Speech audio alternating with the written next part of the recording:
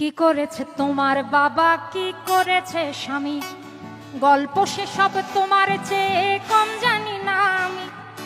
তোমার যত কীর্তিকলাপ সেও তো আছে জানা, ইচ্ছে করেই মুখ খুলি না, বলতে সব মানা।